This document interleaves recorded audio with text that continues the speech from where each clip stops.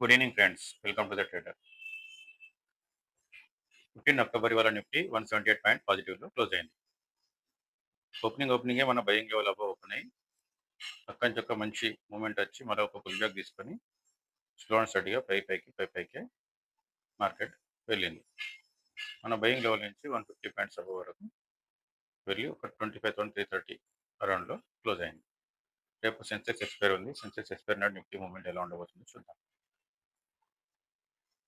25,360 level అనేది చాలా important level. దీని అబవ్ కనుక సస్టైన్ అయితే అక్కడి నుంచి 25,450 25,520 వరకు కూడా వెళ్ళడానికి అవకాశం ఉంటుంది. కింది సైడ్ చూసుకుంటే 25,285 చాలా ఇంపార్టెంట్ లెవెల్ ఇది. దీని విలువ కనుక సస్టైన్ అయితే మళ్ళీ 25,200 అక్కడి నుంచి 25,140 వరకు కూడా పాల్గొనడానికి అవకాశం కనిపిస్తుంది. రేంజ్ వచ్చేసి ఒక 25,360 టు 25,280 అంటే ఒక 80 పాయింట్స్ రేంజ్ మాత్రమే వస్తుంది. మ్యాక్సిమం ఈ రేంజ్ లోపలనే ఉండి సెన్సెక్స్ ఎక్స్పైర్ కావడానికి పాసిబిలిటీ ఎక్కువ కనిపిస్తుంది. ఈ రేంజ్ బ్రేక్ అయితే మాత్రం ట్రెండింగ్ ఉండడానికి పూర్తి అవకాశం కనిపిస్తుంది.